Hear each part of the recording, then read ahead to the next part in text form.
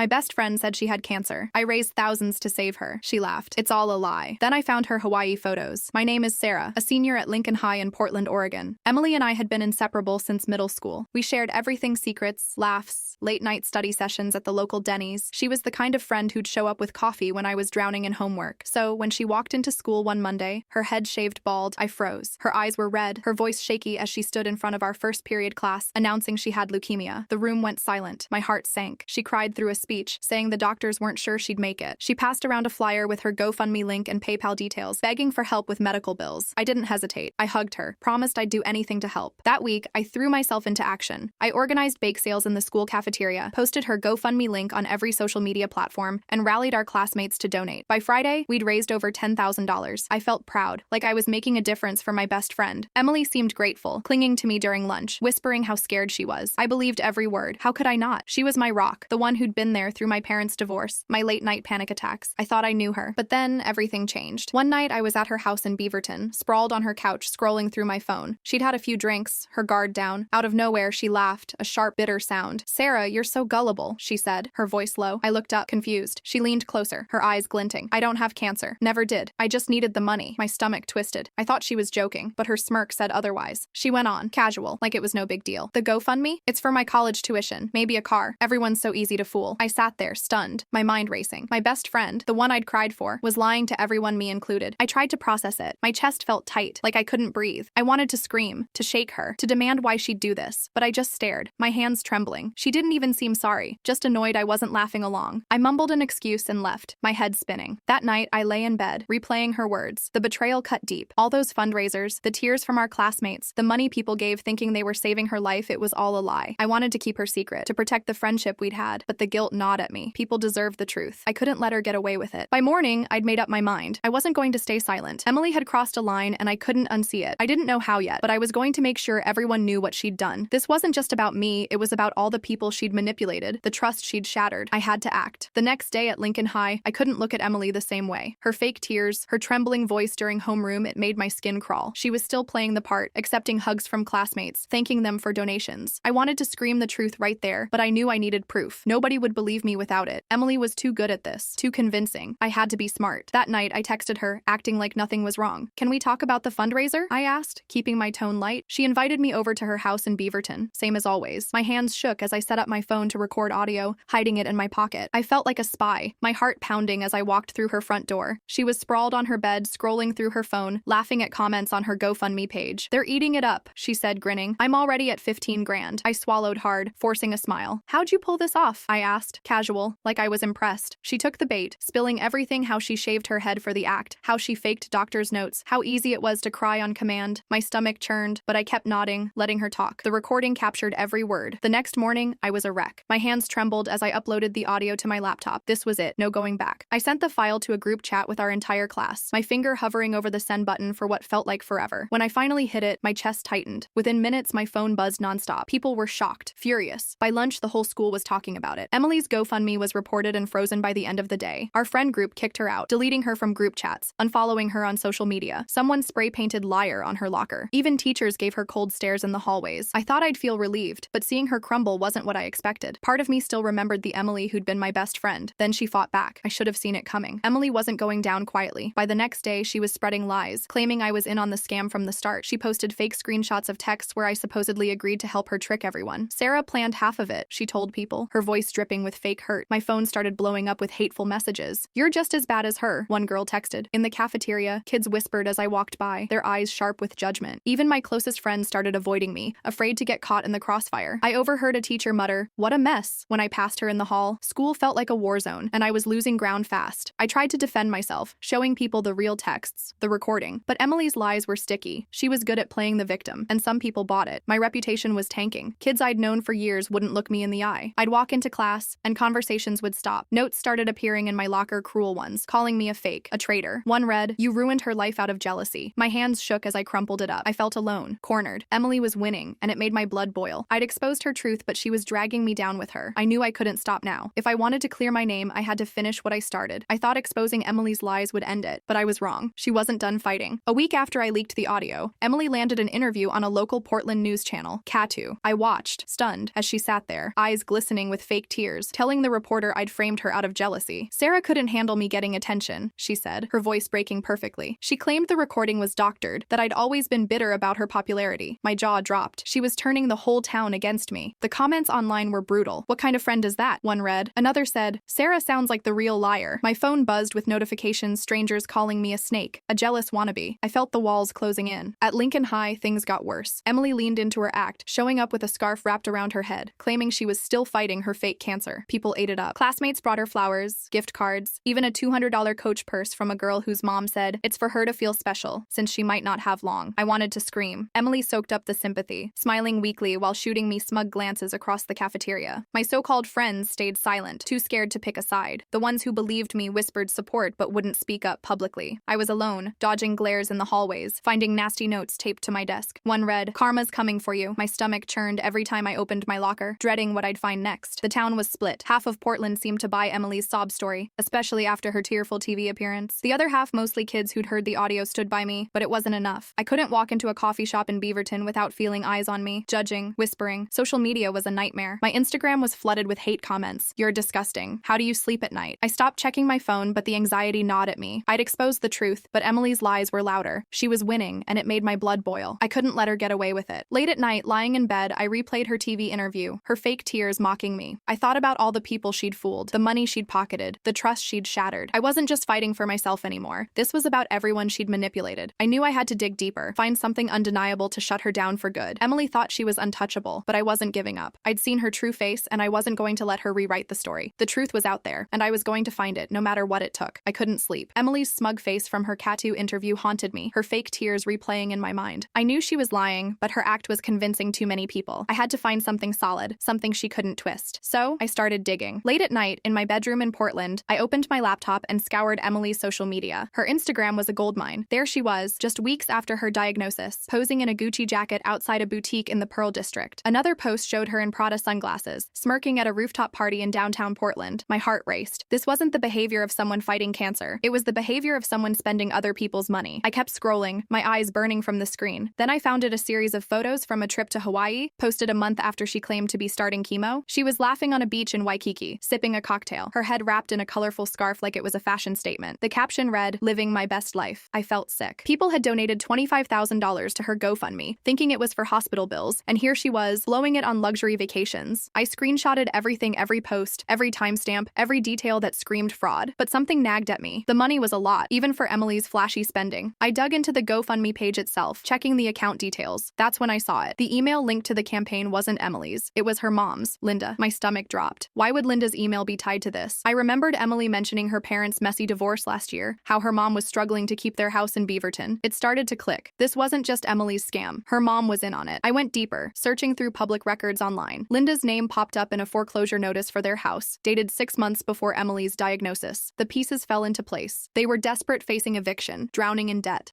The cancer story wasn't just about Emily's college tuition. It was about saving their home, funding their lifestyle. I found a Venmo account linked to Linda, with transactions labeled fundraiser donation, that matched the GoFundMe timeline. One payment, $5,000, went straight to a mortgage company. My hands shook as I saved the evidence. This was bigger than I'd thought. I stayed up until 3 a.m., piecing it all together. Emily's posts showed her buying designer clothes from Nordstrom, flashing a new Louis Vuitton bag at a coffee shop in Northwest Portland. The timestamps lined up perfectly with the GoFundMe donations. I cross-checked her vacation photos with flight records she'd tagged on Instagram, $3,000 round-trip tickets to Hawaii, paid for while she was supposedly in treatment. I even found a comment from Linda on one of Emily's posts saying, "So proud of you, sweetie. Keep shining." It made my blood boil. They were laughing at everyone who trusted them. I compiled everything. Screenshots of Emily's posts, the GoFundMe transactions, Linda's Venmo records, the foreclosure notice. I even found an old text from Emily, sent months ago, joking about how nobody checks receipts. She'd been careless, thinking nobody would connect the dots. But I did. My folder of evidence was airtight: photos, financial records, timestamps. There was no way Emily or Linda could lie their way out of this. I felt a surge of adrenaline, my heart pounding. This wasn't just about clearing my name anymore. It was about justice for everyone they'd scammed. Before I acted, I confronted Emily one last time. I showed up at her house, my phone ready to record again. She looked annoyed, rolling her eyes as she let me in. "What now, Sarah?" she snapped. I held up my phone, showing her the Hawaii photos. Her face went pale. "Your mom's email is on the GoFundMe," I said, my voice steady. "I know she's in on it." Emily froze, then tried to laugh it off. "You're obsessed," she said, but her voice cracked. I didn't back down. "I have everything. The clothes, the trips, the house payments." She stared at me, her smugness gone. For the first time, she looked scared. I stood stood in Emily's bedroom, her silence deafening. She knew I had her cornered. My phone held a folder full of evidence, screenshots, financial records, everything proving her and her mom's scam. I didn't wait for her to respond. I left her house, my heart pounding with purpose. This was it. I was done letting her lies ruin me. The next morning, I sent my evidence to Katu, the same Portland news station that aired her fake tears. I attached every screenshot, Emily's Gucci posts, her Hawaii vacation, the Venmo transactions to her mom's mortgage company. I included a detailed email laying out how the $25,000 from the GoFundMe money meant for cancer treatments funded their lavish lifestyle. I hit send, my hands shaking, knowing this would change everything. By noon, my phone buzzed with notifications. Katu had picked up the story. Their headline hit like a bomb. Portland teen exposed for faking cancer to scam community. They aired my evidence, showing Emily's Instagram posts next to her tearful interview. The contrast undeniable. The reporter detailed how Linda, Emily's mom, used donations to stave off foreclosure. Social media exploded. My Instagram, once flooded with hate, now had comments like, "You're a hero, Sarah," and "How could she do this?" I watched the tide turn, my chest tight with relief, but I wasn't celebrating yet. At Lincoln High, the fallout was instant. Kids who'd bought Emily's sob story turned on her. Her locker, once covered in get well cards, was now empty, the paint still chipped from the liar vandalism. Our principal called an assembly, announcing Emily's immediate expulsion. Teachers who'd tiptoed around the drama now openly condemned her. The friend group that had showered her with gifts flowers, that Coach Purse demanded their money back. One girl, sobbing in the hallway, said she'd donated her babysitting savings, thinking Emily was dying. I felt a pang of guilt for not acting sooner, but I'd done what I could. The story spread beyond Portland. A Reddit thread on Our Pro Revenge popped up, detailing my evidence and Emily's downfall. It got thousands of upvotes, with comments calling her despicable and praising me for standing up. But it wasn't just online. The local community was furious. Parents who donated confronted Linda at a town hall meeting, demanding answers. The GoFundMe, frozen since my first leak, was now ordered to be refunded. Every cent, $25,000, was redirected to a legitimate cancer charity in Portland, one that helped real patients. I felt a weight lift, knowing the money was finally doing good. Emily's life unraveled fast. Oregon State University, where she'd been accepted, revoked her admission. Their public statement was brutal. "We do not tolerate fraud or deception." Linda faced worse. The foreclosure notice I'd found became reality. A for sale sign went up outside their Beaverton home, a 3-bedroom they'd fought to keep. By the end of the month, they'd moved to a cramped apartment in Gresham. Their designer clothes sold off to cover legal fees. Emily and Linda were charged with fraud, facing court dates that promised hefty fines. The town turned its back on them. No more sympathy, no more gifts. Emily, once the center of attention, was now a pariah. I thought it was over. I'd cleared my name, exposed the truth, and walked through Lincoln High with my head high. Friends who'd abandoned me apologized, some tearfully, admitting they were scared to get involved. I forgave them, but it didn't erase the sting. I'd fought this battle alone, and it had changed me. I wasn't the naive Sarah who trusted Emily blindly. I was stronger, sharper, but the victory felt bittersweet. I'd lost my best friend not to cancer, but to greed. As I sat in my room, scrolling through the Reddit thread, I felt a flicker of pride. I'd stood up for what was right, even when it hurt. But Emily wasn't done. A week after the news broke, I got a text from her. My heart sank as I read it. She wasn't apologizing. She was plotting one last move, and it was aimed at me. I stared at my phone, Emily's text glaring back at me. "You think you've won, Sarah? I know what you did." My heart stopped. She wasn't talking about the scam. She was digging up my past, a mistake I'd buried deep. 2 years ago, desperate to save my scholarship at Lincoln High, I'd hacked into the school's grading system. I was failing chemistry, my GPA teetering on the edge. I'd only meant to bump my grade from an F to a C, but I'd messed up. The servers crashed, delaying finals for a week. Nobody traced it to me, and I'd kept quiet, guilt eating me alive. Now, Emily had proof screenshots of the system logs, timestamps showing my access. "Pay me $10,000 or I send this to the dean," she wrote. "You'll lose everything." My hands shook. I'd worked at a Portland coffee shop for 2 years, saving every penny for college. That $10,000 was my future tuition for my first year at Portland State. I couldn't breathe, picturing my scholarship gone, my dreams shattered. Emily knew it. She was cornered, her life in ruins, and she wanted to drag me down with her. I paced my room, my mind racing. I could pay her, keep her quiet, but the thought made me sick. I'd fought so hard to expose her lies, caving now felt like betrayal, not just to myself, but to everyone she'd hurt. I didn't sleep that night. By morning, I'd made a choice. I wasn't paying her, but I also wasn't letting her hold this over me. I called a lawyer, a family friend in Beaverton who'd helped my mom during her divorce. I told him everything, the hack, Emily's blackmail, the whole mess. He was calm, his voice steady. "Come clean," he said. "Honesty might save you." I was terrified, but I trusted him. I set up a meeting with the principal, my stomach in knots. Sitting in her office, I confessed. I explained how I'd panicked, how I'd only meant to fix one grade, how the server crash was an accident. I showed her the texts from Emily, her blackmail demands. My voice cracked, but I kept going. I was done hiding. The principal's face was unreadable. She took notes, asked questions, then sent me home. I spent the next 2 days in a fog, waiting for the hammer to drop. Meanwhile, Emily kept texting, upping her demands. $15,000 now, she wrote. "You're running out of time." Her smugness fueled my anger. I forwarded every message to my lawyer, building a case. Then, the school called. I braced myself, expecting expulsion. Instead, they put me on academic probation. No scholarship loss, no expulsion. They'd seen Emily's texts, heard my side. "Your honesty matters," the principal said. And frankly, Emily's credibility is shot. I nearly nearly cried with relief. I wasn't done with Emily. I sent my lawyer her blackmail texts, the screenshots she'd threatened me with. He filed a police report for extortion. Within days, Portland PD arrested her. The news hit Katu again. Local teen faces extortion charges after cancer scam. The story detailed her attempt to blackmail me, linking it to her fraud. The Reddit thread on our pro revenge exploded again, with comments like, "She never learns," and "Sarah's a legend." I didn't feel like a legend. I felt exhausted, but free. Emily's life fell apart completely. Her fraud charges, combined with the extortion, led to a plea deal, community service, and hefty fines. Her mom, Linda, faced similar penalties. Their Beaverton house long gone. They were stuck in that Gresham apartment, their names toxic in Portland. My $10,000 was gone, wired to Emily before I came clean. But I didn't care. I'd kept my future, my integrity. The school let me keep my scholarship, and classmates who doubted me apologized. Some sent messages, others stopped me in the halls, saying they admired my courage. I nodded, smiled, but inside, I was still healing. 6 months later, I walked across the stage at Lincoln High's graduation, my diploma in hand. Emily wasn't there. I heard she was working odd jobs, her college dreams dead. I didn't gloat. I'd lost a friend, a piece of myself in this fight, but I'd gained something to strength, the kind that comes from standing up, even when the world's against you. As I drove home through Portland's rainy streets, I felt lighter. The truth had set me free.